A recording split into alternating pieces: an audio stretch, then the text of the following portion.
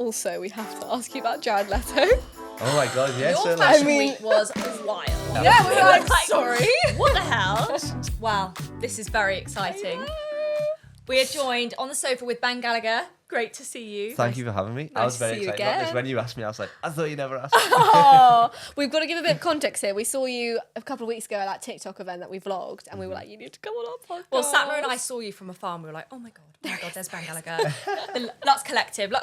And we were like, should we go over? And you were like, yeah, come on, let's go over. We were like, okay, let's go. I was saying, because I've been speaking to loads of people about you, because obviously I've seen you.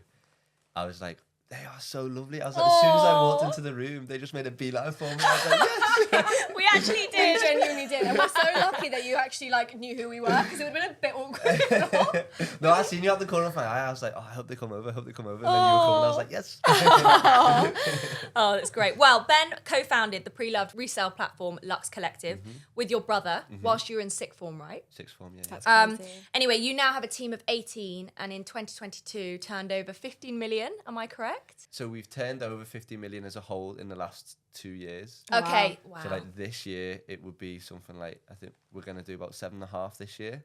It's amazing. So we've got a team of 26 people now, soon to be 30. wow. 'cause Oh, we're- okay. We're doing a big hiring Going round. fast. And then this year we're going to do around 7.5, yeah. Amazing. So we're super excited to find out about your success story, basically. Yeah. Cool. I love talking about it. Yeah, great. So we'll just start off the story behind you and your brother. How did Lux Collective? How did it become? How was it born? Yeah, absolutely. So we were from a place in Liverpool called Formby, which is like a very wealthy area. But like we weren't wealthy growing up. Like my mum and dad, they had 4 children. Obviously I was one of them, I was the youngest. And like they wanted just to grow us up in a wealthy area. So but what that meant to us was that we were always around like richer kids. So like they would always have like the latest shoes, the latest clothes, the latest like phones, everything like that. And like I was like desperate to fit in, because like, I'd always go to my mum like, oh, can I have a new pair of shoes? And she'd be like, oh, wait till payday, and if I have money left over, I'll get you the shoes. So then payday came, and then the shoes like never did. So I was like, oh, I need to make money my own way somehow. So like when we were younger, we were like always entrepreneurial kids, like me and Joe. Like we shared a bedroom for like 18 years, so we were always like quite tight. What's the age difference? 5 years. Okay. And he's older. So yeah, so I'm 23, he's 28. Growing up, we'd always sell like underpants, like candles, caps, air fresheners, like literally anything you can think of. That's you know, proper like grinding, yeah. But like we'd do it on eBay. So like we didn't sell it in school, Okay. but we were in school at the time. Do you know what I mean? And then like one Christmas, my sister bought a pair of trainers, like asked my mum for a pair of trainers, and they were like Isabel Marant Beckett's. Oh, They're the wow. ones in the Beyonce Love on Top video. Those ones. So they were booming in Liverpool at the time. And because they were booming and like I seen all like these rich girls wear them when we were growing up, I was like, what? How the hell has my sister got them for Christmas? Like they're expensive. Like our budget's not that much for Christmas. I went to my mum and I was like, what? Like how's she got them? And my mum told me they were from a website called Vestiaire Collective. And I was like, what the hell is this? Yeah. So I went on Google, I like saw what it was, and I became obsessed with it. So like I was like, oh my God, like if I earn enough money from these side hustles, I can afford like a designer piece and I can fit in with my friends. And I think that was the main aim. Like when I was a kid, like I was very insecure and I was very like, I want to do anything I can. But you had a drive, right? Yeah. Not at this age. Okay. Really? Like genuinely not at this age. I think the drive only came from when I was like 19, 20, after like a year of the business, because the main aim of the business when I first started it was just to make money to fit in with my friends. Right. So I became obsessed with this website, but I was like, I think I can do it better. So I was looking at this multi-million-pound company and I was like, I think I can do this better. Because what I thought with Vestiaire Collective at the time is that it was really easy to upload fakes. So like the policing of the platform wasn't great. It is much better now. Yeah. But like back then, authenticity guaranteed, the thing that eBay pushes the most, and Vestiaire do it as well. It like wasn't really a thing. So like you'd go on there and you'd see like a pair of Balenciaga trainers and you'd see the real ones, and then you'd see I wouldn't know they were fake at the time, but Yeah. they just looked completely different. And I was like, they're meant to be the same shoe. How are they allowed? And one was like 20 quid and the other was like 400. Do you know what I mean? Yeah. There's loads of fakes. It can take days, weeks, even months to sell your item. And then once you do sell your item, it takes like another 2 weeks for the payment to clear. So it takes ages to get your money. And you always get like stupid messages like, can you do this for like 50 quid? And like, it's like £1,000 pair of trainers or bag. So I was like instead of the marketplace idea, I wanted to like offer instant buyout prices. So like kind of like We Buy Any Car, but just for luxury goods. Yeah. Right. And we are still the only place who solely do that in the UK now. So like that's what I'm so proud of. Like we've Right. stuck to our vision of being the only place in the UK to buy and sell pre-loved luxury goods. Like we don't offer consignment, we don't offer all this other bits that can cause confusion for the customer. And then we started the business with £1,200 and we've still had no investment, which is pretty cool. No way, no Wow. investment. Yeah. So we're bootstrapped. So Wow. And you've surpassed Vestiaire. not in terms of revenue. Like they're cool. I think in terms of like coolness on TikTok. Agreed. You've done the TikTok. And like I always say this, like the customer's slightly different. Right. So, like, well, I was going to we're ask actually, convenience. what's different for you guys? What sets you apart? I mean, you've kind of answered it about the authenticity and the way Yeah. you do things, but what is that I think thing? the instant buyout prices. So like Yeah. you can send your item to us and Yeah. we'll buy it on the day. So Right. like you can sell your item in theoretically less than 24 hours, which is really cool. Yeah, that is really cool. And then I think the other thing is just like we're really hot on socials. Like we have connected to a customer and disrupted an industry that like was really settled in their way of doing things. Yeah. When we were growing, our biggest problem was stock. We couldn't find stock anywhere. Now because we blew up on socials, we get so much stock. So we're going to like smaller companies who we know what they're struggling with is getting stock. So we're giving them access to our stock. And all the feedback we're getting from them is that you've changed the way we've had to do business because of how you are on TikTok and Instagram, which is really cool to hear. Yeah. And so your social strategy for you is huge, right? You have over, are you nearly at 1.5 mil now? So Over that? 1.4 on TikTok, 370 on Instagram, and then 250 on YouTube. So over 2 mil. Wow. We had to take the angle really different because like how do you in a world where like people look down upon secondhand items like 5 or 6 years ago, how do you glamorize like pre-owned stuff? Yeah. And like we just did it by like through storytelling and Yeah. like through unboxing and telling people the struggles of growing a business as a lad talking about girls' handbags. Yeah. So like our angle was completely different, and that's why I think we've done so well because like I did a talk last night and I was talking about like the way we stood out was that like I was just myself. Like I didn't try and pretend to be anything, and that was like the best thing that we could have done. Was that scary for you though? Like, did you have like much of a presence, or did you do much on social media before Lux No. Collective? And was it weird to be No, like, not this at is all. me? So I did our first TikTok when I was like 18, and like I was rubbish. Like you can scroll back to my first videos now and I'm so bad. And then I did a video of how to lace an Alexander McQueen trainer. And that video got 1 million views in less than a day. And I was like, I know what people want. Yeah. I was like, they just want value. They just want to get taught something. They just Yeah. want to come to the video not knowing something and go away from the video Exactly. knowing something. And that's like the news things that you do and like what's going on in fashion. Like people love that. So like it's evolved so much But and I we think don't die. that's the key to You just have to. you've got to keep evolving. You've got to keep finding those niches. And TikTok is such a huge search engine. So Yeah, it's absolutely. just It's the world is constantly your changing. oyster because you can't, you know.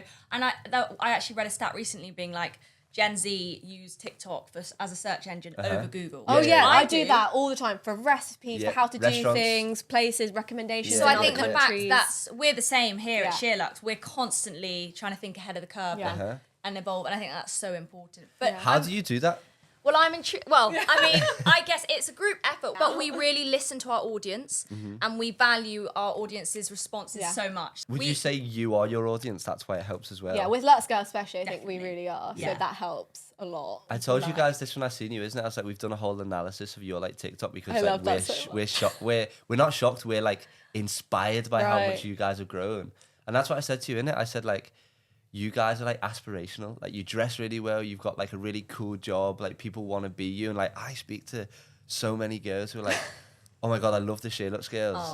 But I want to know, in terms of your consistency, I presume a lot of your success has been down to your just hard work and consistency of posting. What's that look like over the years? Yeah, so I focus fully on making 3 to 5 videos every day for 2 years it was. So like for the first 2 years it was just that every single day, and it was when we were in lockdown, my aim as soon as I woke up was to make these 3 to 5 videos, and if I didn't then I wasn't going to go and like, because it was when we were all doing like quizzes online with the friends and playing PlayStation and that, and I was like, I'm not doing that. I had the discipline. I was like, I'm not doing That's that so until good. those videos are getting done. That's amazing. So like skilled to be good at something, because when I was doing those videos I was so bad at them, but to be skilled at something you just have to do it a lot for a long period of time, and that's all you have to do. But like it's easier saying it than doing it, because if you want to like to make videos for 2 years, that's a long time just That to is. make TikTok And also, I bet videos. not all of them performed. So, No, you know, not at all. you're almost fighting that as well. When a video doesn't perform well, it is such a good opportunity to learn from it because you analyze it and you overanalyze it, which is good. You're like, okay, why didn't this perform well? Yeah. Then you look at the analytics and it's like people dropped off after the first 3 seconds. Well, then that means the first 3 seconds wasn't That's good. so important. So the yeah. first 3 seconds need to be good on the next one. No, you need that hook. Yeah. You need to inform, you need to entertain, or you need to Yeah. inspire. That's don't it. you? For That's sure. it. Well, we wanted to ask you a little bit about a video you posted recently. Yes. About Okay. imposter syndrome.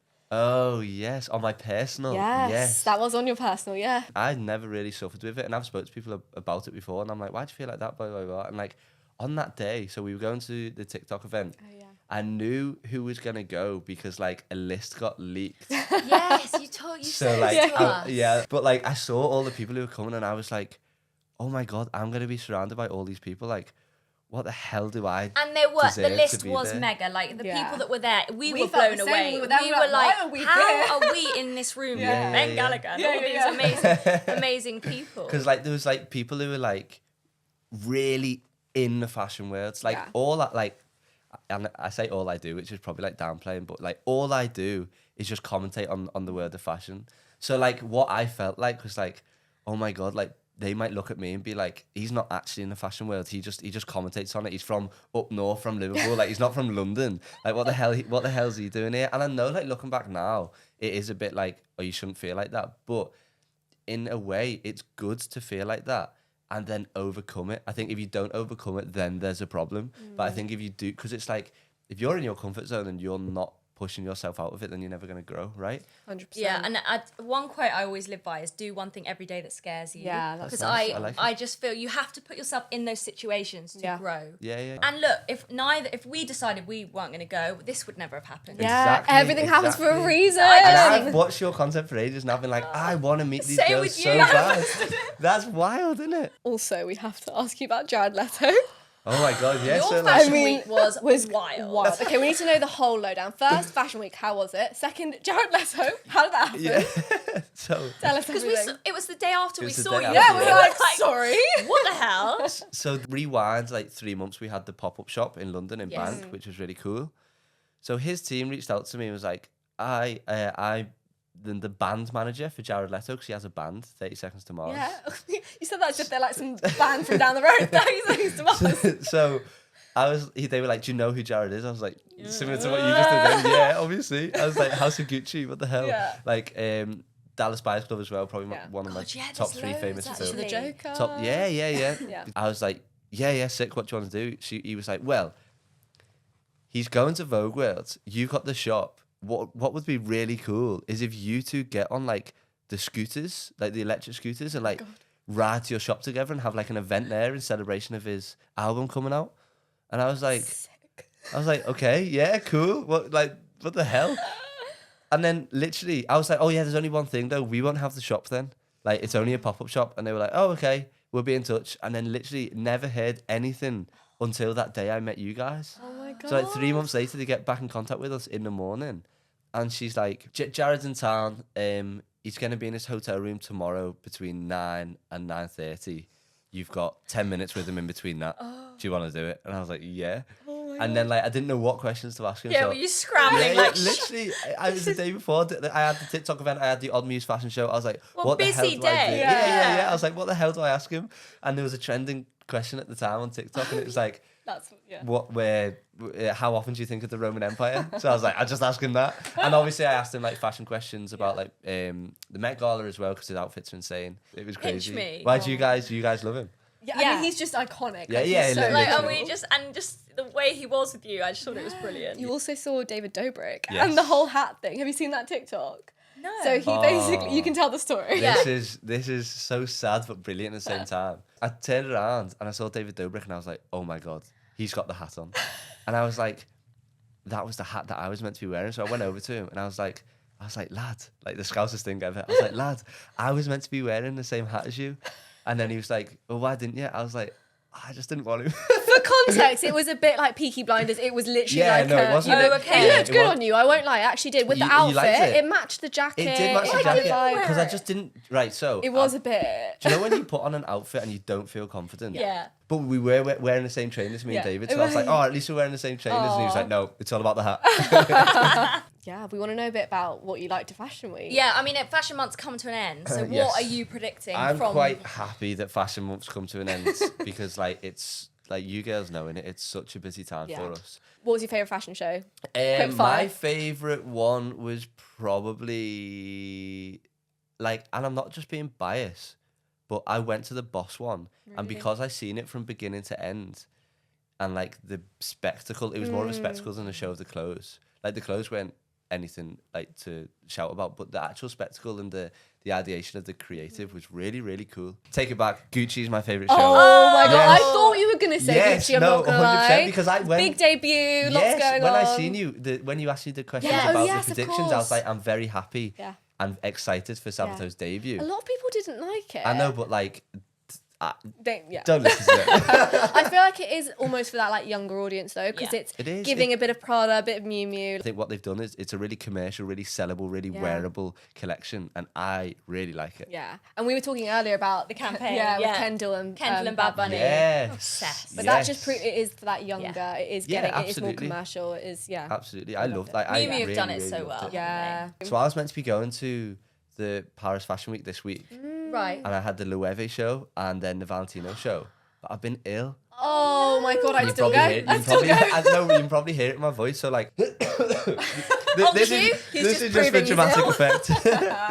On Wednesday we were meant to be going to Paris. Thursday was the Loewe show, and then Friday Valentino show, I think, something like that.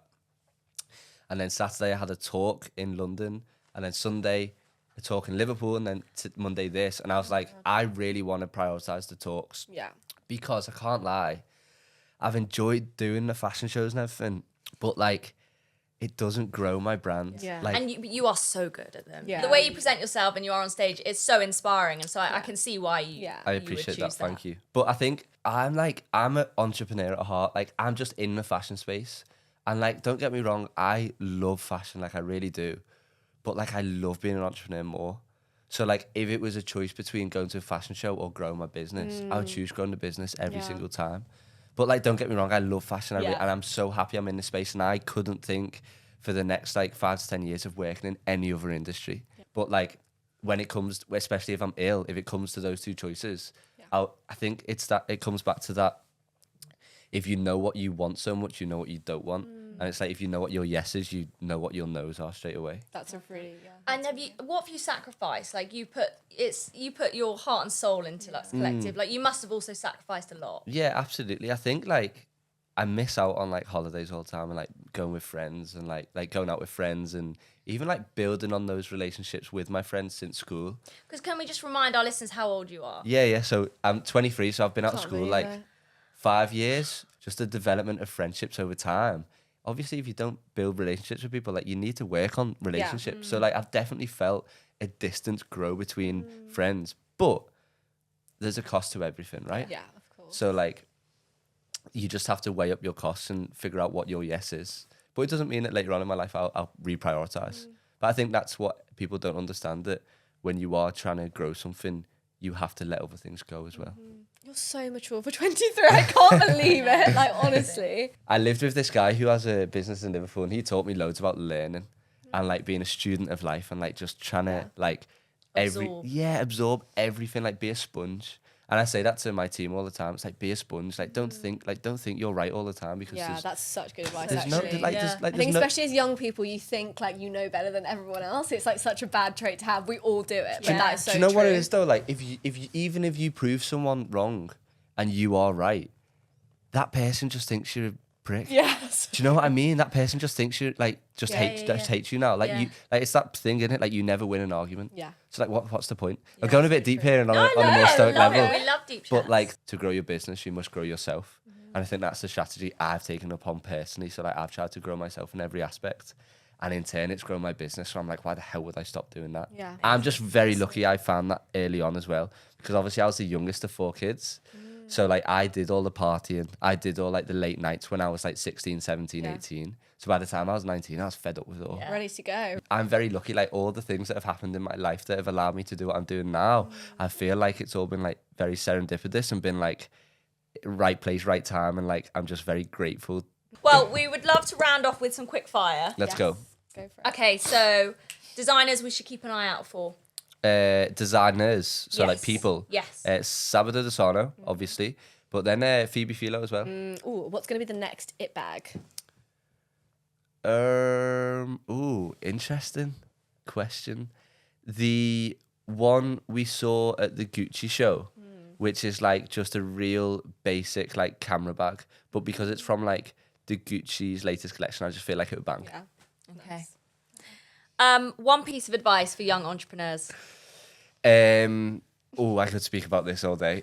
So I've got a few. Work hard, definitely. Find out what your yes is. Make sacrifices.